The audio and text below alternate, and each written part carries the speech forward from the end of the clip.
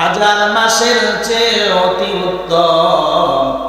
ও সাহাবীরা, তোমরা কি জানো এই রাত্রির ইবাদত করলে 83 বৎসর 4 মাসের ইবাদতের সমতুল্য সওয়াব তোমার আমলনামায় দিবে। আমার আল্লাহ আমাকে বলতেছে, নবী গো, আপনি কি জানেন লাইলাতুল কদর কি? লাইলাতুল কদরি খায়রুম মিন আলফি শাহর। এই লাইলাতুল কদর হলো 1000 মাসের চেয়ে উত্তম রাত্রি। তাফসীরকারকরা বলেছেন 1000 মাসের চেয়ে এটা 1 কোটি মাসও হতে পারে। ঠিক কিনা? আমরা জানি হাদিসের ভাষায়, কোরআনের ভাষায় যে এখানে বলা হয়েছে লাইলাতুল কদরি খায়রুম মিন আলফি শাহর, যে 1000 মাসের চেয়েও উত্তম। এখানে বলা হয় নাই তাফসিরে ফি শাহরিন, এরকম বলা হয় নাই যে 1 মাসই, এরকম না। এখানে বলা হয়েছে লাইলাতুল কদরি খায়রুম, অতি উত্তম লাইলাতুল কদরের রাত্র, মিন আলফি শাহর, 1000 মাসের চেয়েও উত্তম। যে 1000 মাসের চেয়ে উত্তম, যে 1000 মাস ইবাদত করলে তোমার এই সওয়াব হবে, এরকম না। তাফসিরে আসে নাই। তাফসিরে মারিফুল কোরআন লিখেছেন যে এটা 1000 মাস নয়, 1000 কোটি মাসও হতে পারে। যেহেতু আল্লাহ তাআলা বলছেন এখানে এই মাস, এই রাত্রটা হলো 1000 মাসের চেয়েও কি উত্তম, যে এরকম একটি রাত্র তোমাদের মাঝে আসতেছে, এই রাত্রটি হলো 1000 মাসের চেয়েও উত্তম। এটা হতে পারে 1000 কোটি মাসের চেয়ে উত্তম হতে পারে। আল্লাহর নবী সাল্লাল্লাহু আলাইহি ওয়াসাল্লাম সাহাবীদেরকে ডেকে বললেন, ও সাহাবীরা, তোমরা কি জানো এই রাত্র ইবাদত করলে কি হবে? কতদিনের ইবাদত হবে? তোমার বয়স 70 বছরে, 70 বছরের মধ্যে তুমি যদি 10টি লাইলাতুল কদর পেয়ে যাও, বলো তো দেখি ওই পূর্ববর্তী নবীর উম্মতের চেয়ে তোমাদের ইবাদত বেশি হবে কিনা? সুবহানাল্লাহ। সাহাবীরা আনন্দ চিত্তে বলতে লাগলো, ইয়া রাসূলুল্লাহ, তাই হবে। আমার আপনার নবী বলেন, ও সাহাবীরা, তোমার জীবনে যদি এরকম 20টি কদর পেয়ে যাও, বলো তো দেখি তোমার বনা করেছেন। আর এই রমজানের বরকত, রহমত, মাগফিরাত এই উম্মতে মুহাম্মাদীর জন্য একমাত্র দিয়েছেন। আলোচনা করতেছিলাম যে রমজান মানুষের মাঝে আসে, মানুষের সকল গুনাহগুলো ধুয়ে মুছে সারখার করে দেওয়ার জন্য। যে রমজান মুসলমানের একমাত্র আকাঙ্ক্ষিত মাস, যে মাসটিতে আল্লাহ রাব্বুল আলামিন একটি ফরজ আদায় করলে বান্দা তার আমলনামায় আল্লাহ তাআলা 70টি ফরজের সওয়াব তার আমলনামায় দেয়। এবং একটি মাস আমাদের মাঝখান থেকে বিদায় নিচ্ছে। আগামী মাহে রমজান আমাদের কারো ভাগ্যে নাও আসতে পারে।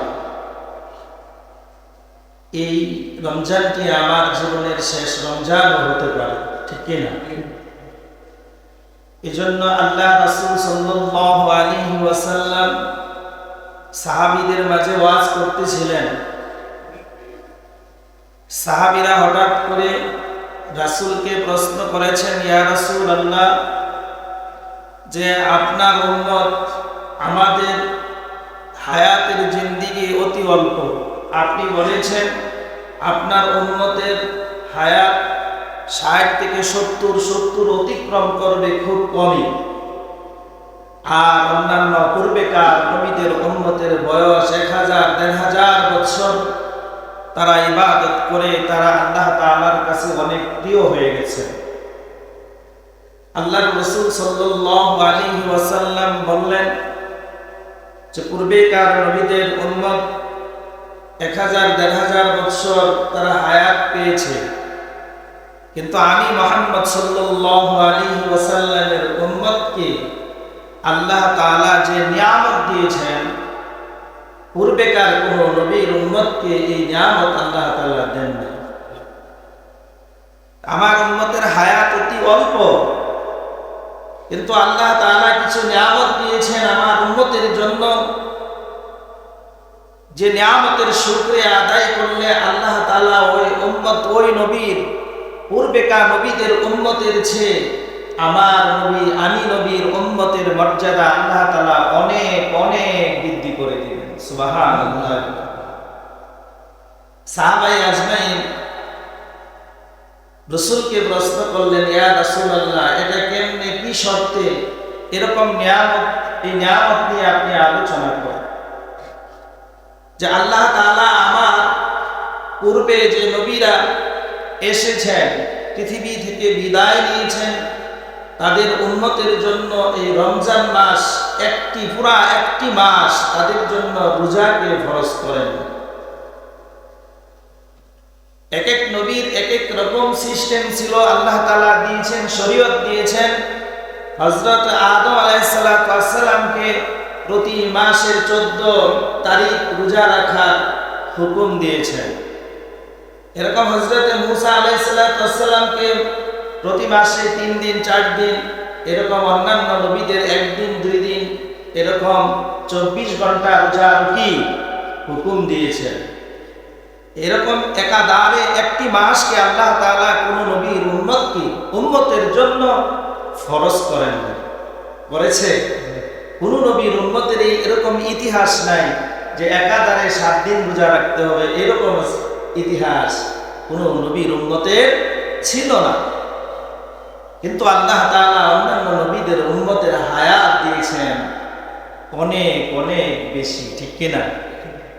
আল্লাহ রাব্বুল আলামিন তার বন্ধুকে পছন্দ করে মেরাজে নিয়ে 5 ওয়াক্ত নামাজ দিয়েছেন। হ্যাঁ, আমাদের জন্য একটি মাস রোজাকে আল্লাহ তাআলা ফরজ করে দিয়েছেন। এজন্য রাসূল সাল্লাল্লাহু আলাইহি ওয়াসাল্লাম সাহাবীদেরকে নিয়ে এরকম আলোচনা করতেছেন, আর সাহাবীরা প্রশ্ন করতেছেন। আল্লাহর রাসূল সাল্লাল্লাহু আলাইহি ওয়াসাল্লাম বলতেছেন, তোমাদের জন্য কি আল্লাহ তাআলা একটি মাসকে রোজা ফরজ করেন নাই? হ্যাঁ, করেছেন। তোমরা কি জানো এই রোজার মাসে এমন একটি রাত্র আছে যে রাত্রটি 83 বৎসর 4 মাস ইবাদত করার সমতুল্য সওয়াব, তার চেয়েও বেশি। আমার আপনার নবী হযরত রাসূল করিম সাল্লাল্লাহু আলাইহি ওয়াসাল্লাম সাহাবীদের মাঝে ওয়াজ করতেছেন, ইন্না আনজালনাহু ফি লাইলাতিল কদর। সাহাবীদের মাঝে আমার আপনার নবী ওয়াজ করতেছেন লাইলাতুল কদর নিয়ে। ও সাহাবীরা, তোমরা কি জানো আল্লাহ রাব্বুল আলামিন এই রমজান মাসে একটা রাত্রিকে তোমাদের জন্য 83 বৎসর 4 মাস ইবাদত করার সমতুল্য সওয়াব দিবেন।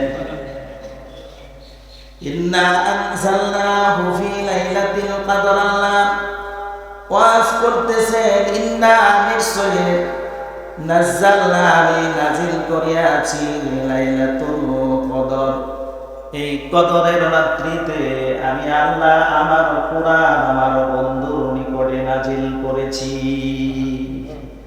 আমার আপনার নবী সাহাবীদেরকে ওয়াজ শোনাইতেছেন, ও সাহাবীরা, তোমরা জানো আমার আল্লাহ আমাকে বলতেছে, ও নবী, আপনি মানুষদেরকে বলে দিন আমি আবার আপনার আল্লাহ রাব্বুল আলামিন আমার উপরে এমন একটি কিতাব নাজিল করেছে। ও সাহাবীরা, আমি নবীর উপরে কিতাব নাজিল হওয়ার সাথে সাথে তামাম পৃথিবীর সকল নবীর উপর নাজিল করা কৃত কিতাবগুলো বাতিল হয়ে গেছে। সাহাবীরা, তোমরা বলতেছো তোমাদের হায়াত কম, তোমরা কি জানো তোমাদের জন্য আল্লাহ রাব্বুল আলামিন বিশেষ বিশেষ কিছু দিন এবং রাত্র নাজিল করেছেন। ওই দিন এবং রাত্রগুলো আমার পূর্বের কোন নবীর উম্মতের জন্য নাজিল করে নাই। আমার পূর্বের নবীর উম্মতেরা হাজার হাজার বছর ইবাদত করেছে, কিন্তু আমি নবী বলতে চাই, তোমরা কি জানো লাইলাতুল কদর কি? লাইলাতুল কদরের একটি রাত্র আসতেছে, রমজান। আল্লাহর নবী সাল্লাল্লাহু আলাইহি ওয়াসাল্লাম বলেছেন, ও উম্মতেরা, রমজানের 20 তারিখ দিবাগত রাত্র যখন শুরু হয়ে যাবে, 21 রাত্র শুরু হয়ে যাবে, ওই রাত্র থেকে 29 রাত্র পর্যন্ত তোমরা দাঁড়িয়ে ইবাদত করবে। এই রাত্রগুলির মুহূর্তে, যে কোনো মুহূর্তে লাইলাতুল কদর আসতে পারে। ও সাহাবীরা, আমার আল্লাহ আমাকে জানিয়ে দিলেন, আমার উপরে এই লাইলাতুল কদরের রাত্রিতে আমার উপর কুরআন নাজিল করেছেন। আর আমাকে আল্লাহ তাআলা প্রশ্ন করেছেন, নবী গো, লাইলাতুল কদরি খায়রুম মিন আলফি শাহর, লাইলাতুল কদর কি আপনি জানেননি? ও সাহাবীরা, আমি আমার আল্লাহকে বলে দিয়েছি না। আমার আল্লাহ বলে দিলেন, লাইলাতুল কদরি খায়রুম মিন আলফি শাহর। নবী, আপনি আপনার উম্মতকে বলে দিন, লাইলাতুল কদর হাজার মাসের চেয়ে অতি উত্তম। ও সাহাবীরা, তোমরা কি জানো এই রাত্রির ইবাদত করলে 83 বৎসর 4 মাসের ইবাদতের সমতুল্য সওয়াব তোমার আমলনামায় দিবে। আমার আল্লাহ আমাকে বলতেছে, নবী গো, আপনি কি জানেন লাইলাতুল কদর কি? লাইলাতুল কদরি খায়রুম মিন আলফি শাহর। এই লাইলাতুল কদর হলো 1000 মাসের চেয়ে উত্তম রাত্রি। তাফসীর কারকরা বলেছেন 1000 মাসের চেয়ে এটা 1 কোটি মাসও হতে পারে, ঠিক কিনা? আমরা জানি হাদিসের ভাষায়, কোরআনের ভাষায়, যে এখানে বলা হয়েছে লাইলাতুল কদরি খায়রুম মিন আলফি শাহর, যে 1000 মাসের চেয়েও উত্তম।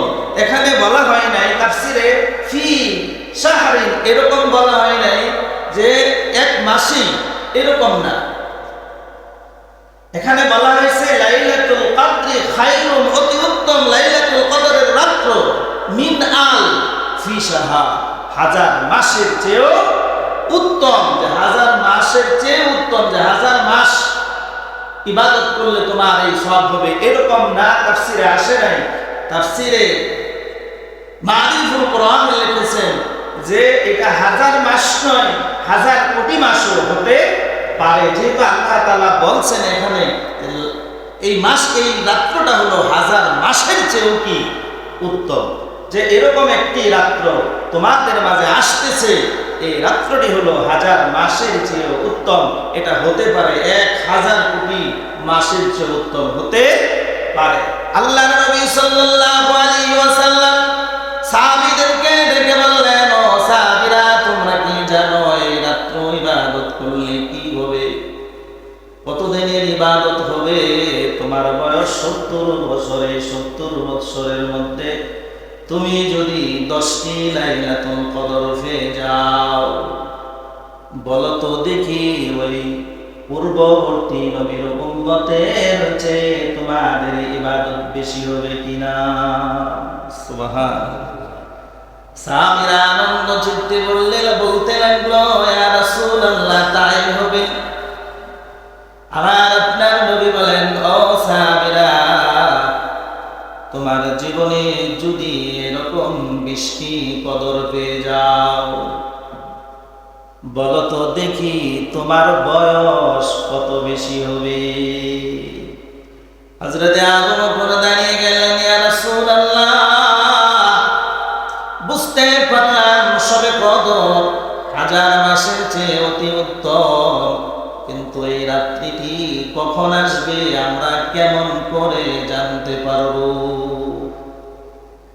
আবার আপনার নবী ডাক দেওয়া আবু বকর, আমার প্রাণের সাহাবীরা, এই রাত্রটি রমজানের 20 তারিখ যখন দিবাগত রাত্র এসে যায়, 21 রাত্র শুরু হয়ে যায়, 21 থেকে 29 রাত্র পর্যন্ত এই প্রতিটি রাত্রে তুমি দাঁড়িয়ে দাঁড়িয়ে ইবাদত করবে, তোমার ভাগ্যে সবে কদর নসিব হয়ে যাবে। আবার আপনার নবী বলেন, ও দুনিয়াবাসী, রমজান তোমার জন্য এসেছিল তোমার জীবনের কলুষিত দিনগুলো, রাত্রগুলো যা তুমি করেছ, তোমার জীবনে গুনাহ করতে করতে অন্ধকারাচ্ছন্ন করেছ। এই রমজান মাসে তুমি ইবাদত করে আমার প্রভুর নিকট তুমি পরিষ্কার হয়ে যাও। তাতেও যদি না হয় তুমি এমন একটি রাত্রের জন্য তুমি অপেক্ষা করো যে রাত্রটি 21 রাত্র থেকে রমজানের 29 রাত্র পর্যন্ত তোমার জন্য অপেক্ষা করবে। ওই রাত্রটি তুমি ইবাদত করে তোমার জীবনের সকল কলুষমুক্ত দিনগুলো পরিষ্কার করে নাও। আসতেছে সেই রাত, আজকে এই দিবাগত রাত্র থেকেই শুরু হবে, ঠিক কিনা?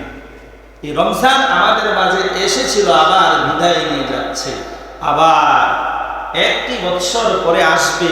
আমরা এখানে যারা আজকে আসছি, আগামী রমজানে এই দিনে আমরা এখানে উপস্থিত হতে পারবো কিনা এরকম কারো গ্যারান্টি আছে? কি বলেন? গ্যারান্টি নাই।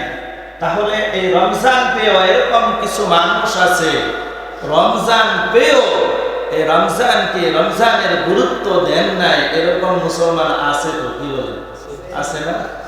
এটা এখানে আমরাই পরীক্ষা করতে পারি। রোজা রাখছি, অনর্থক অযথায় বসে কথা বলতেছি আর হা হতাশ করতেছি, কিন্তু চিন্তা করি না যে রমজান আমার জন্য এসেছে, আমার গুনাহকে ধুয়ে মুছে দেওয়ার জন্য।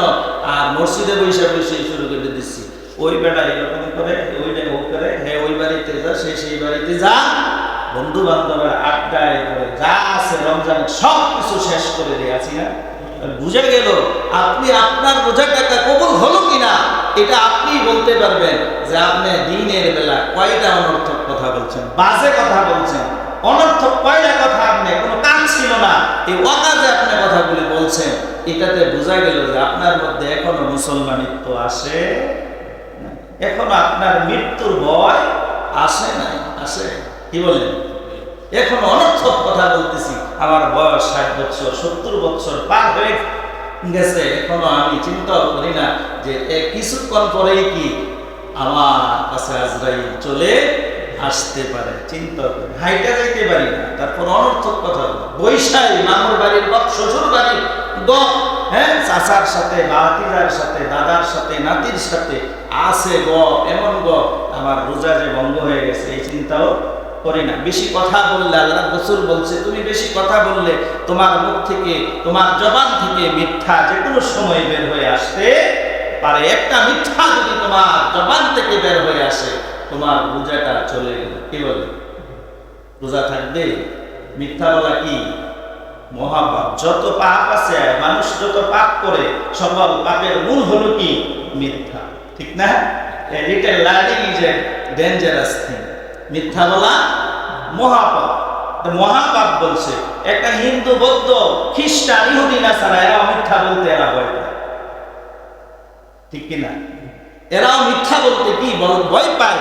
আর মুসলমান 70 বছর বয়স হয়ে গেছে, আন্তাজে বৈশাখ গপ শুরু করে দিচ্ছে। রোজার মাসে আল্লাহর রাসূল সাল্লাল্লাহু আলাইহি ওয়াসাল্লাম যে তুমি কিছুই জানো না, আল্লাহ এই শব্দটা তো তুমি জানো। কি বলেন?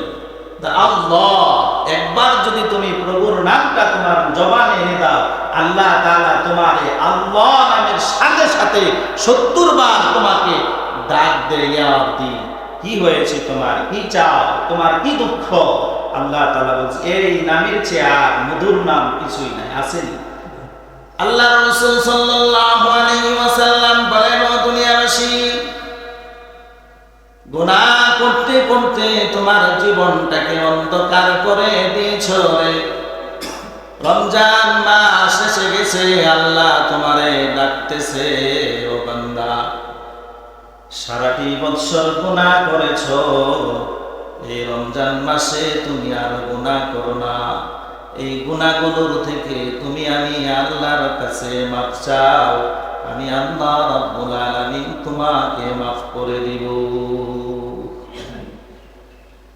আর আমরা মুসলমানের এমন দশা হয়ে গেছে, কিসের গুনাহ? গুনাই বুঝি না। মাস্টার ডিগ্রি পাস করেছি, আল্লাহ আমার আকল থেকে সব উঠায় আনিছে। কোনোদিন চিন্তাও করি না এই রমজান আমার জন্য কেন আসছিল আর কেন বিদায় নিতেছে। অনর্থক কথা বলি, যে কথাটার কোনো মূল্য নাই। আল্লাহ আল্লাহর রাসূলের কাছে বসেই গপ শুরু করে দিয়েছি, কিন্তু আমি কোনোদিন চিন্তা করি না আমার বয়সটা কত, ঠিক কিনা? এই রমজান কেন আসছিল আমাদের মাঝে আর বিদায় নিচ্ছে, আমি কি আমার গুনাহকে শুধরাইতে পেরেছি? আল্লাহ রাসূল সাল্লাল্লাহু আলাইহি ওয়াসাল্লাম আমাদের জন্য বদদুয়া করেছেন, ও উম্মত, তুমি রমজান মাস পাইয়া তোমার জীবনের গুনাহ তুমি মাফ করাইতে পারো না। আল্লাহ রাব্বুল আলামিন এখানে ধ্বংস কামনা করেছে, হযরতে জিবরাইল ধ্বংস কামনা করেছে। আমার আপনার নবী বলে, উম্মত রে, আমি নবীও তোমার জন্য ধ্বংস কামনা করি। এই রমজান আসছে, এখনো এরকম কিছু কমবক্ত আছে, বিড়ি টানাও ছাড়ে, কি বলে, পান খাওয়া ছাড়ে না, আছে না? পান খায় মনে হয় যে ঘোড়া গাছটা বাইতেছে, আছে না? এরকম এরকম ভাবে পান খায় যে বলদা গরু গাছটা বাইতেছে, পান খাইতে খাইতে তার চেহারাকে মিলন মুখা করে ফেলা, এরকম আছে না? পানখোর আর বিড়িখোর একই, কি বলে? পানখোর আর বিড়িখোর একই। তুমি কেন পান খাইতেছো? আল্লাহ রাসূল সাল্লাল্লাহু আলাইহি ওয়াসাল্লাম জীবনে কোনোদিন পান খাইছে? সাহাবীরা খাইছে? আল্লাহ রাসূল সাল্লাল্লাহু আলাইহি ওয়াসাল্লাম বলেন, ও উম্মত, তুমি যতক্ষণ পান চাবাইবা, গরুর মতন পান চাবাইতেছো, যতগুলি চাবানি দিছো, ওই চাবানিগুলো না দিয়ে তুমি ওই চাবানিগুলোর সাথে সাথে যদি আমি আল্লাহর নাম বলতে, কত নাই ভালো হতো। এখন আমাদের আলেমদের মধ্যেও আছে এরকম গরুর মতন পান চাবাইতে থাকে, আছে না? কি বলেন, আছেন? বলতে পারেন যে হুজুর পান খাওয়া কি নাজায়েজ? না, আমি নাজায়েজ বলতেছি। কিছু জায়েজ কাজও কি নাজায়েজের দিকে ধাবিত করে, এরকম কিছু। আমি পান চাবাইতেছি, আমি যে সর্বক্ষণ পান খাইতেই থাকি, যে কেউ একজন বললে, হুজুর এটা কিরকম হুজুর, বলদের মতন পান চাবাইতেই থাকে, ঠিক কিনা? এই শব্দটা অনেকেই বের করে, বলদের মতন পান চাবাইতে আছে, গরুর মতন পান চাবাইতে আছে, আর এর সাথে যত তামাক আছে সব খায়, আর মনে হয় যে কবর থেকে 100 বৎসরের ঘ্রাণ, এই দুর্গন্ধ এর শরীর থেকে আসতেছে, এরকম আসেনি? কি বলেন? পানখোর আর বিড়িখোর একই রকম, দুইজনের শরীর থেকে কি আসে? গন্ধ আসে। বিড়িখোরের কাছে দাঁড়ানো যায়, আর পানখোরের কাছে কি দাঁড়ানো যায় না। ডান দিক থেকেও দুর্গন্ধ আসে, বাম দিক থেকেও দুর্গন্ধ আসে। এই জন্য আল্লাহ তাআলা আমাদেরকে এই পান খাওয়ার বিড়ি খাওয়ার জন্য পাঠাইছে না। এই জন্য মাসালা আসে, যে বিড়িখোর সে বলে, হুজুর এত পান খা, ঝট্টা খা, আমি দুষ্টি, আমি খাইলে দুষ্টি, হুজুররা খাইলে আমরা দেই দেখে, এদেরকে আর দেখে না, ঠিক কিনা? কি বলে? এরকম আছে না? এই সিরাজগঞ্জ আমি গেছি উল্লাপাড়ায়, যে আমার শেষ মাহফিল, এই মাহফিলে আমি এই বয়ানটা করে আসছিলাম যে পানখোর আর বিড়িখোর এর মধ্যে সন্দেহ নাই। কিছু আলেম মঞ্চে বসা ছিল, মাথাটা এইরকম নিচের দিকে দিয়া বসে রয়েছে। আবার কিছু মুসল্লি আছে, তাদের সে হেরাজি গাইতেছে, হুজুর কি হুজুরের লেগে উত্তর দিলেন না? আমরা বিড়ি খাইলে কি খালি সমস্যা, আমাদের খালি সমস্যা, আপনারা যে বিড়ি পানের সাথে কি খান? তামাক খান। তাহলে হুজুরের সাথে উত্তর দিলেন না? হুজুর যে আজকে আপনাদেরকে আমাদেরকে একবারে নিচে নামায় দিয়ে গেছে, ঠিক কিনা? আছে না এরকম আমাদের আলেম সমাজ? আমি বলবো তাদের মধ্যে কিছু কমতি আছে। তুমি কিসের জন্য এই তামাক খাচ্ছ? তোমার আমলের মধ্যে ডাক্তি আছে। আল্লাহর রাসূল বলছে যতক্ষণ তুমি এই তামাক এই পান খাইবা ততক্ষণ তুমি একটা সূরা তিলাওয়াত করো, সূরা নাবা তিলাওয়াত করো, সূরা ওয়াকিয়া তিলাওয়াত করো, সূরা রহমান তিলাওয়াত করো, তাহলে তোমার আর এই বিড়িখোরের মধ্যে কোনো পার্থক্য আসেনি এরকম সমাজে।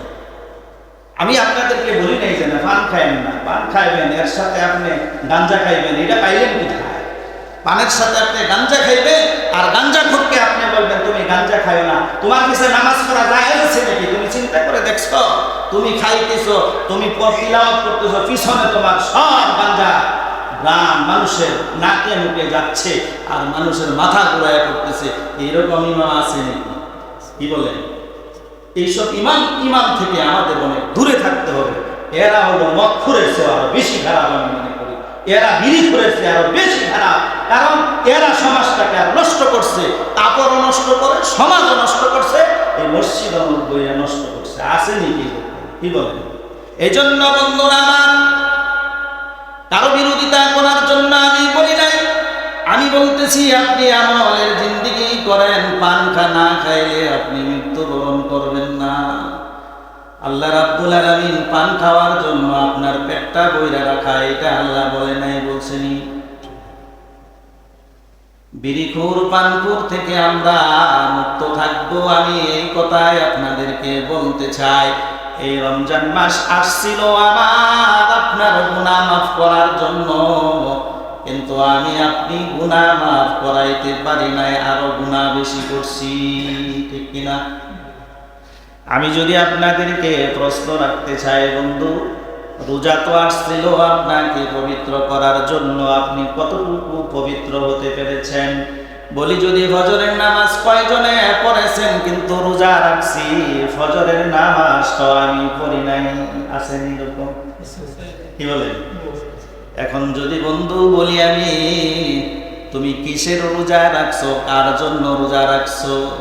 যদি আল্লাহর জন্যই তোমার রোজা হয়, তাহলে তোমার আগে পড়ার দরকার ছিল এশার নামাজ, ঠিক কিনা?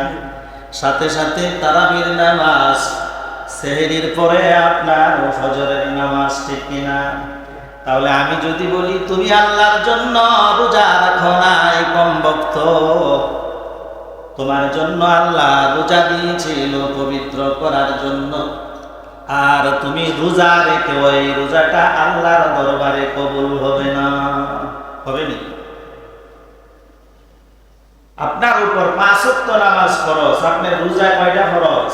আমরা জানি মাসালা, রোজা কয়টা ফরজ? 2টা ফরজ। কয়টা ফরজ? একটা নিয়ত করেছি ফরজ, আর একটা সারাদিন উপবাস রয়েছি, এটা হলো ফরজ। আর 5 ওয়াক্ত নামাজ হলো আপনার 17 ফরজ। 17 ফরজ বেশি না 2 ফরজ বেশি? কি বলেন? উত্তর দেন। 2 ফরজ বেশি না 17 ফরজ বেশি? আল্লাহর রাসূল সাল্লাল্লাহু আলাইহি ওয়াসাল্লাম পৃথিবীবাসীকে জানিয়ে দিতেছেন, ও দুনিয়াবাসী, রোজা তোমার জন্য পবিত্র করার জন্য এসেছিল। তুমি রোজাকে পবিত্র করো নাই, ময়লা যুক্ত করে দিয়েছো। আমি রাসূল হাসরের ময়দানে তোমাকে সুলতান সুলতান বলে তাড়িয়ে দিব। এজন্য বন্ধুরা আমার, পিছনে যা কিছু করেছি ওই দিকে আমি চিন্তা না করে আপনাদেরকে উদাত্ত আহ্বান জানাবো। আজকের এই দিনটা গত হলেই মাগরিবের পর থেকে লাইলাতুল কদর শুরু হয়ে যাবে। আল্লাহর রাসূলকে আল্লাহ বলতেছেন, বন্ধু রে, লাইলাতুল কদর কি তুমি জানো? আল্লাহ তাআলা সাথে সাথে জানিয়ে দিলেন, 1000 মাসের চেয়ে উত্তম। আপনার উম্মতকে আপনি জানিয়ে দেন। আপনি পিছনে যা কিছু করেছেন, আজকে মসজিদ থেকে আপনি তওবা করে নেন, আর জীবনে 1 ওয়াক্ত নামাজও, 1 রাকাত নামাজও আমি ছাড়ব না।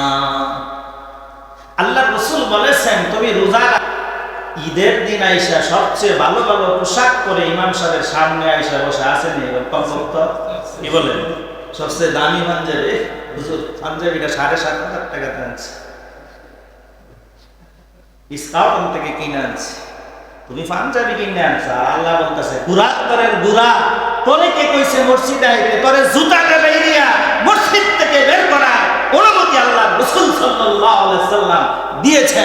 তোমার জন্য ঈদগাহে আসা জায়েজ নয়, তুমি তো মুসলমানই, ঠিক কি না? আজকে মুসলমান আমরা দেখতেছি বেশিরভাগই আমাদের শিক্ষা, আমাদের এই শিক্ষা এবং এই উদ্যতন কর্মকর্তারা যারা একেবারে গোল্ড নিয়ে শিক্ষা লাভ করেছেন, বড় বড় ডিগ্রি নিয়ে লাভ করে, এরা শুধু রোজা রাখে। ফাঁড়ার ঘরের ফাঁড়ারা কি শিখছো তুমি? তুমি শুধু রোজা রাখো, তুমি নামাজ পড়ো না। তুমি আল্লাহরে কি, তুমি আল্লাহরে কয়টা মানে? রোজা কি আরেক আল্লাহর জন্য আর নামাজ কি আরেক আল্লাহর জন্য? তাহলে তুমি শিরক করতেছো আল্লাহর সাথে। তোমাকে কে শিক্ষা দিয়েছে? তুমি শিক্ষায় শিক্ষিত হতে পারো না, তুমি কমবক্ত হয়েছ, তুমি নির্বোধ হয়েছ, তুমি কুলাঙ্গার হয়েছ। ইসলাম তোমার মুসলমান নামে তুমি কি কুলাঙ্গার, এছাড়া কিছুই। আমি শিক্ষিত, মাস্টার ডিগ্রি লাভ করছি, ঢাকা বিশ্ববিদ্যালয় থেকে ডিগ্রি এনেছি। তোমার ডিগ্রি হলো কচু, কুকুরের ডিগ্রির চেয়ে তোমার ডিগ্রি কি আরো নিকৃষ্ট। কারণ তুমি তোমার এই ডিগ্রি দ্বারা তোমার প্রভুকে চিনতে পারো না, তোমার আল্লাহকে চিনতে পারো না, সৃষ্টিকর্তাকে চিনতে পারো না। আমি বলবো আমার ভাষায়, যিনি রোজা রাখেন, নামাজ পড়েন না, সে আল্লাহ দুইটা মানেন, ঠিক কিনা? আপনার কি বলেন? রোজা এক আল্লাহ, নামাজ আরেক আল্লাহ। মনে হয় নামাজ যে আল্লাহ, এ আল্লাহ মনে হয় ছোট, রোজা যে আল্লাহ, এটা মনে হয় আল্লাহ বড়, এরকম না? কি বলেন? আমার জ্ঞানটাকে এরকমই তো আমি বুঝতেছি। তাহলে যে কম ভক্ত শুধু রোজা রাখে, সারাদিন উপবাস, আমি বলবো মাসালা শিখে নেন। আপনার এই রোজা 1 পয়সার কাজ হবে না, 1টা পয়সার কাজ হবে না আল্লাহর কাছে। আল্লাহর কাছে যদি রোজার দামই না থাকে, আপনি সারাদিন শুধু উপবাস রইলেন। যেরকম কুকুর সারাদিন খাবার পায় না, সন্ধ্যাবেলা এদিক সেদিক যায় খাবার পায়, ওই রকম আপনার তুলনা কুকুরের তুলনা কি বলে? যারা আমরা শিক্ষিত সমাজ, আজকে শিক্ষিত সমাজের দিকে তাকাইলে দেখা যায় তাই হচ্ছে। নামাজ একত্ব করে না, শুধু রোজা রাখে রোজার মাসে, ঠিক কিনা? ইফতারের পরেও, ইফতার তোমার জন্য কি এটাও তুমি জানো না। ইফতারের পরে তো মাগরিবের নামাজটাও পড়ে, এরকম কম ভক্ত অনেক আছে, নামাজও পড়ে না, আছে না এরকম? তোমার কে কইছে রোজা রাখতে? তোমার আল্লাহ কয়টা? আমি বলি যে হ্যাঁ আল্লাহ মনে হয় 2টা বা 3টা এরকম আছে, ঠিক না? আর কিছু মানুষ আছে শুধু শুক্রবারে নামাজ পড়ে, এদেরকে বলি এদের আল্লাহ 3টা। কয়টা? শুক্রবারের এক আল্লাহ, আর এক সপ্তাহ পড়া কোনো নামাজ পড়া লাগে না, এটা আরেক আল্লাহ, আর রোজা রাখছে এটা আরেক আল্লাহ, ঠিক কিনা? কি বলে?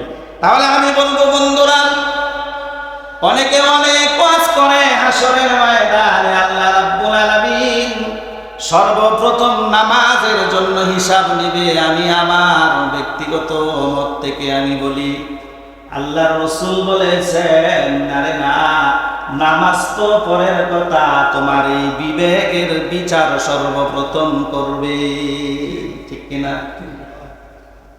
নামাজ পড়ের কথা, তুমি পাগল ছিলা না, ছাগল ছিলা না, বালক ছিলা, এই ব্যাপারটা নিয়ে আল্লাহ রাব্বুল আলামিন সর্বপ্রথম মানুষকে প্রশ্ন করবে, ঠিক কিনা?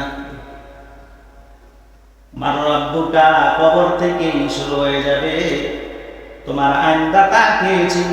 তুমি কার আইন মেনে চলেছিলে?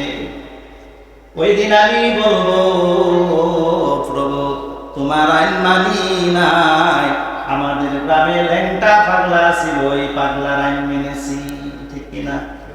যদি তাই না হয়, তুমি রোজা রাখো, নামাজ পড়ো না, যদিও পড়ো শুধু শুক্রবারের দিন নামাজে আসো, তাহলে প্রভু কয়টা? 3টা মানে, ঠিক কিনা? এইরকম শিক্ষিত সমাজ এই সমাজে মুসলমানের মধ্যে আছে নাকি? কি বলেন? রোজা রাখে, নামাজ পড়ে না। আমি বলবো বন্ধু, তুমি যত জ্ঞানী হও না কেন, তোমাকে জ্ঞানী বলা হয় না। এই জন্য আল্লাহ রাসূল সাল্লাল্লাহু আলাইহি ওয়াসাল্লাম বলতেছেন, হে দুনিয়াবাসী, রোজা আসছিল তোমার জন্য, তোমাকে পবিত্র করার জন্য, একমাত্র তোমাকে পবিত্র করার জন্য এসেছিল। আর এই রোজাকে তুমি ব্যঙ্গে চুঙ্গে চুরমার করে দিয়েছ, তুমি রোজাকে অপবিত্র করে দিয়েছ। আসো কবরে বোঝা যাবে মজা, ঠিক কিনা? এই জন্য বন্ধুরা আমার, আজকের এই রাত্র থেকে 29 রাত্র পর্যন্ত আল্লাহর রাসূল বলছে বেজুর রাত্র, অন্য হাদিসে আছে জুর রাত্র আছে। এই জন্য আম্মা জান আয়েশা রাদিয়াল্লাহু তাআলা আনহা বলেন, মান কামা সামা ঈমানান ওয়া ইহতিসাবান গুফিরা লাহু মা তাকাদ্দামা মিন জামবি। মান কানা লাইলাতুল কদরি ঈমানান ওয়া ইহতিসাবান গুফিরা লাহু মা তাকাদ্দামা মিন জামবি। আম্মা জান আয়েশা রাদিয়াল্লাহু তাআলা আনহা বলেন, ও দুনিয়াবাসী, আমি দেখেছি আমার নবী আমার রাসূল 21 রাত্র থেকে 20 রমজানের দিবাগত রাত্র থেকে চাঁদ ওঠা পর্যন্ত আল্লাহর রাসূল সাল্লাল্লাহু আলাইহি ওয়াসাল্লাম কোন বিবিদের ঘরে প্রবেশ করেন নাই। একাধারে সারা রাত্র দাঁড়িয়ে নামাজ পড়েছেন। আমি বলবো বন্ধুরা, আল্লাহর রাসূলের তো কোনো গুনাহ ছিল না, তিনি কেন নামাজ পড়েছেন? তার উপর নামাজ ফরজ ছিল না, ছিলনি? এই উম্মতকে শিক্ষা দেওয়ার জন্য আম্মা জান আয়েশা রাদিয়াল্লাহু তাআলা আনহা বলে, ও দুনিয়াবাসী, আমার নবীর কোনো পাপ ছিল না, আমার নবীর নামাজের কোনো হুকুম ছিল না। কেন এগো এত এত কষ্ট তিনি করেছেন? 20 রমজানের রাত্র থেকে চাঁদ ওঠা পর্যন্ত আমার নবী কোনো বিবির ঘরে প্রবেশ করে না। বন্ধুরা আমার, এটা আমার নবী উম্মতকে শিক্ষা দিয়েছেন, যেই নবী এত উম্মতের মায়ায় কষ্ট করেছেন। আমি মুসলমান দাবি করি, আমি রাসূলের উম্মত, ঠিক কিনা? আমি রাসূলের উম্মত বলে দাবি করি। ওই দিন রাসূল আমার থেকে মুখ ফিরিয়ে দিবে আর সুহকান সুহকান বলে আমাকে তাড়িয়ে দিবে। এজন্য আমি আমার ব্যক্তিগত মত থেকে আপনাদের প্রতি হিসাবে আমি আপনাদের কাছে উদাত্ত আহ্বান রাখতে চাই, কাউকে হেয় প্রতিপন্ন করার জন্য না। আল্লাহর রাসূলের হাদিস থেকে আপনাদেরকে বলছি, বন্ধুরা আমার, ওই দিন আল্লাহ রাব্বুল আলামিন আমাকে ডাক দিয়ে বলবে, খতিব সাহেব এদিকে আসো, তোমার মুসল্লিদেরকে তুমি আমার নবীর সুন্নাহ হিসাবে আলোচনা করছো কিনা? না সেক্রেটারি সভাপতি কেশিয়ারের মুখ দেইকা তুমি ওয়াজ করছো? আছে না এরকম অনেক ইমাম খতিব? সেক্রেটারি খুব তেরা আর কি, সেক্রেটারি সাহেবের নামে সুরা করে, আসেনি এরকম? সভাপতি একটু ঠান্ডা ধরনের, ঠান্ডা মার্কা সুরাও করে সভাপতি, আসেনি? কেশিয়ার ঘুষখোর, ওই ঘুষখোরের কোনোদিন ওয়াজ করে না, ঘুষের ওয়াজ করে না, আছে না এরকম? সেক্রেটারি ঠেলা, সুদখোর, সুদখোরের বিরুদ্ধে কোনোদিন ওয়াজ করে না, করেনি। এই জন্য আল্লাহ রাব্বুল আলামিন ওই দিন ডাক দেয়া বলবে, খতিব সাহেব এদিকে আসো, সুন্দর সুন্দর ওয়াজ করছো, সুদের ওয়াজ করো নাই, কারণ কেশিয়ার সুদ খায়। ঘুষের ওয়াজ করো নাই, সেক্রেটারি ঘুষ খায়। হ্যাঁ, যত ঘুষখোর, সুদখোর, মদখোর, জিনাখোর, এরা সব মসজিদের কমিটির লোক, এদের বিরুদ্ধে তুমি কোনোদিন ওয়াজ করো নাই। আসো আজকে তোমারে বুঝাই, আসেনি এরকম? সেক্রেটারি সুদ খায়, সুদের ওয়াজ করলে মসজিদের হুজুরের ছাত্রী যায়, আসেনি? হুজুর সুদের ওয়াজ করছেন, হ্যাঁ আমি যে খাই এটা আপনি তো জানেনি, এটা কোন লাগবো মানুষের কাছে, আছে না এরকম? সভাপতি ঘুষ খায়, হুজুর আমি যে ঘুষ খাই এটা মানুষের বলতে হবে কিনা? ওই পাইছেন? আমি বলবো সুদ এবং ঘুষ, জিনাখোর, মদখোর সম্পর্কে আমার আল্লাহ তার পবিত্র কালামে ওয়াজ করছেনি। কি বলে? আছে। সুদের ওয়াজ আছে কোরআনে, ঘুষের আছে, মদের আছে, জিনাখোরের আছে। তাইলে এই সব মিলায়া মসজিদের সব কমিটি আছে, আসেনি? বাংলাদেশে খুঁজবেন সব এগুলো মসজিদের সেক্রেটারি 1 নাম্বার সুদখোর, সভাপতি ঘুষখোর, কেশিয়ার মদখোর, আসেনি? ইমাম সাহেব বেতনের লেগে যে মসজিদে যায় দেখ ঢাল হয়ে রয়েছে কেশিয়ার, আছে না এরকম? কি বলেন? আমি তো সারা বাংলাদেশ ঘুরি, সবার চরিত্র সম্পর্কেই জানি, আছে না এরকম?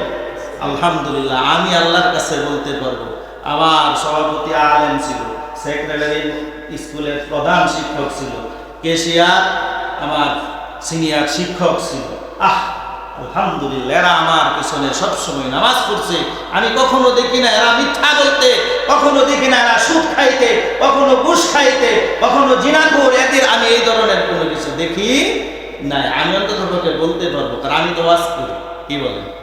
তারপরেও যদি আমি বলি, মসজিদ কমিটির মধ্যে যদি বন্ধু কেউ এরকম সুদখোর থাকেন, জিনাখোর থাকেন, আজকে থেকে তওবা করে মসজিদ কমিটি থেকে আপনি বিদায় নেন, ঠিক কিনা? কারণ আমি বলবো আপনি সুদখোর হন, ঘুষখোর হন, আপনি যাই হন, এটা আমি দ্বিধাদ্বন্দ্ব করব না, কারণ আমি চাই আপনি আল্লাহর সঠিক পথে পরিচালিত হন, এটাই আমি চাইব, ঠিক কিনা? এই জন্য বন্ধুরা আমার বোঝানোর বিষয় আজকে হলো লাইলাতুল কদর আজকে থেকে শুরু হচ্ছে। আজকের এই রাত্র থেকে আমরা 30 রাত্র পর্যন্ত নামাজ পড়তে পারবো তো ইনশাআল্লাহ? পারবো না ইনশাআল্লাহ? আমাদের খতমের প্রায় শেষ, আজকে পড়লেই আমরা প্রায় শেষের দিকে চলে আসবো, হয়তো 10, 20, 22টা সূরা থাকবে। আজকে আমরা খতম শেষ করব, এরপরে শুরু। আর আমাদের তো মোটামুটি এখন সময় বেশি লাগে না, লাগে অল্প সময় লাগে। এই জন্য আমি যদি আমার 1 ঘন্টা সময় আমি ত্যাগ করতে না পারি, সারাদিন তো বসে থাকি। কিছু মুসল্লি আছে আমার মসজিদ আসলে পিঁপড়া কামড়া পাশার মধ্যে, আছে নাকি এরকম? আসলে হুজুর তাড়াতাড়ি দাঁড়ায় না, এরা যে কি পিঁপড়া ধরছে আল্লাহ তাআলা, এমন পিঁপড়া লাগাইছে, দুনিয়ার কোনো পিঁপড়া না, ওইটা শয়তান এমন ভাবে লাগাই দিছে আল্লাহ, যে তুমি তো সারা বছর খালি এই পা হেই পায়ে খালি কুড়ি কাড়ি করে ঘুরছো, আর তুমি যা ইচ্ছা তাই করছো। এই জন্য তোমার মসজিদে আসলে শয়তান তোমার মাথার মধ্যে বাইরা খালি হুজুর বড় সূরা পড়ে, কিন্তু হুজুর শুরু একটু শুরু সূরা পড়তে না, তাড়াতাড়ি মসজিদ থেকে যাওয়া। আপনি ইমাম সাহেব মাসালা জানেন না, ইমাম সাহেবকে আপনি হুকুম দিতে পারবেন না, 2 মিনিট পরে যদি ইমাম সাহেব এসে দাঁড়া, আপনি যদি হুকুম দেন কবিরা গুনাহ হবে। কি গুনাহ হবে? বড় গুনাহ। আপনি হুকুম দিতে পারবেন না, ইমামকে হুকুম দেওয়ার কোনো প্রেসিডেন্ট হুকুম দিতে পারবে। কি বলেন? প্রেসিডেন্ট, রাষ্ট্রের প্রেসিডেন্ট, সে হুকুম দিতে পারবে না ইমামকে। ইমাম আয়েশা তার জায়গায় এসে দাঁড়াবে।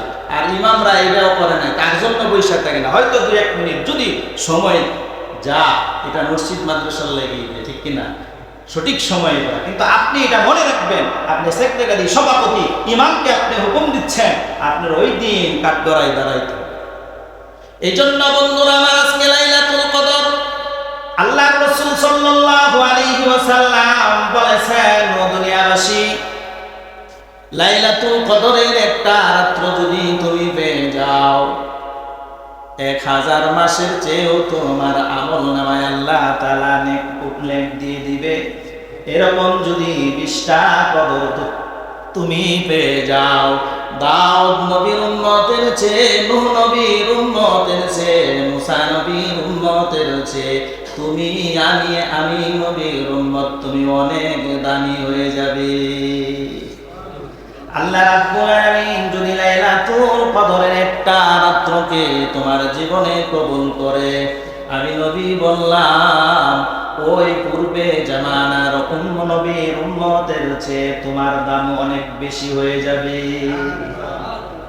এজন্য আল্লাহ তাআলা বললেন, নবী আপনার উম্মতকে আমি বিশেষ বিশেষ কিছু দিন দিয়েছি, বিশেষ বিশেষ কিছু রাত্র দিয়েছি।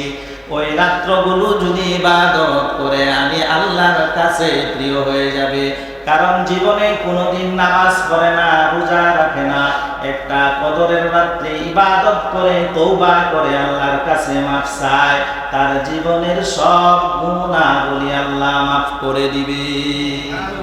এজন্য বন্ধুরা আমার, রমজান আসছিল আমার আপনার গুনাহ ধুয়ে মুছে ফেলার জন্য। আসুন আজকে এই রাত্র থেকে আমরা তওবা করি, আর কোনোদিন আমার জীবনে গুনাহে লিপ্ত হব না। এরকম এখনো সমাজে আছে, যৌবনকালে যা করছে বুড়াকালেও ঠেকর ঠেকর করে এরকম করে, আছে না? সব সমাজে আছে। ওই তার চারিত্রিক গুণাবলী যৌবনকে সে ঢেলে সাজিয়ে নিয়েছিল, এখন বৃদ্ধ বয়সেও ফালফাইরা ওই জায়গায় যা আসেনি, কি বলেন, এখনো তার চরিত্রকে সে শুধরাইতে পারে না। মনে রাখবেন, মানুষের কাছে সবচেয়ে দামি, আল্লাহর কাছে সবচেয়ে দামি, আল্লাহর রসুলের কাছে সবচেয়ে দামি হলো মানুষের চরিত্র। আপনার চরিত্র সুন্দর, সব সুন্দর। চরিত্র সুন্দর হলেই তো আপনি নামাজ পড়বেন, চরিত্র সুন্দর হলেই আপনি কোরআন পড়বেন, চরিত্র সুন্দর হলেই আপনি রোজা রাখবেন, চরিত্র সুন্দর হলেই সুন্নাত মোতাবেক আপনার জীবন পরিচালিত হবে, ঠিক কিনা? চরিত্র যার সুন্দর সে কখনো ঘুষ খাইতে পারে না, চরিত্র যার ভালো সে কখনো সুদ খাইতে পারে না, চরিত্র যার ভালো সে কখনো জিনা করতে পারে না, চরিত্র যার ভালো সে কখনো মদ খাইতে পারে। এই জন্য বন্ধুরা আমার, আমি আপনাদের কাছে উদাত্ত আহ্বান রাখবো, আপনার চরিত্রকে সুন্দর করুন, তাহলে আল্লাহ তাআলা আপনার সকল আমলগুলোকে কবুল করবে। চরিত্র ঠিক নাই, আমার আমলের কোনো দাম। এই জন্য আমি আপনাদের উদাত্ত আহ্বান রাখবো। হয়তো আপনারা অনেকে কষ্ট পাইতে পারেন, নয় কষ্ট পাওয়ার কথা না, আমি যে কথাগুলি বলছি আমার মুসল্লির মধ্যে একজনের মধ্যে নাই, আছে? আর যদি থাকে আমি বলবো আপনার পায়ে ধরে বলি, আপনি শুধরে যান। জিনাখুরকে আল্লাহ তাআলা এই রাত্রে ক্ষমা করবে না, ঘুষখোরকে আল্লাহ তাআলা এই রাত্রে ক্ষমা করবে না, মদখোরকে আল্লাহ তাআলা এই রাত্রে ক্ষমা করবে না, সুদখোরকে আল্লাহ তাআলা এই রাত্রে ক্ষমা করবে না। এই চারজন, আর আরেকটা ব্যক্তি মা বাবার সাথে বেয়াদবি করেছে, ওই সন্তানকে আল্লাহ তাআলা, কুলাঙ্গারকে এই রাত্রিতে তাদের কোনো ক্ষমা। যারা শিরক করছে আল্লাহর সাথে, তার কোনো শরীক ক্ষমা নাই, মুশরিকের কোনো ক্ষমা নাই। এই 7 শ্রেণীর ব্যক্তিকে আল্লাহ তাআলা এই রাত্রিতে ক্ষমা করবে না। আমরা কদরের রাত্রিতে ইনশাআল্লাহ বাকি আলোচনা করব। যে কথাগুলি বললাম আমি আপনাদের ভালোর জন্য বলেছি, আমি আমার জন্য বলি নাই, আমি আমার জন্য বলি নাই। আল্লাহ এবং আল্লাহর রাসূলের কথা শিখানো পথ, শিখানো মত, এই মত এবং পথে আমরা পরিচালিত হব, এটাই আমার আলোচনার বিষয়। বন্ধুরা আমার, যে কথাগুলি আপনাদের মাঝে রাখলাম, যে আমি আমার যৌবনে যা করেছি এখনো করি, এরকম কি, এটা কি মিথ্যা কথা? কি বলে, আছে না এরকম? হ্যাঁ, এরকম আছে। যৌবনে যা করেছে, এখন বৃদ্ধ হয়ে গেছে, হাঁটতে পারে না, এক ঠ্যাং ব্যথা, তারপরেও হাইটা হাইটা আমি যে পাপটা করছি ওই পাপে আমার শয়তান ওই জায়গায় নিয়ে যায়, আছে না এরকম? তাহলে আমি বলবো এখনো তওবার সময় আছে, তওবার সুযোগ আছে। আপনি তওবা করে নেন, আমার জীবনকে সুন্দর সুখময় হবে। আল্লাহ তাআলা আমাদের সকলকে তৌফিক এনায়েত করুন। ওয়া মা আলাইনা ইল্লাল বালাগ। আসসালামু আলাইকুম ওয়া রাহমাতুল্লাহ।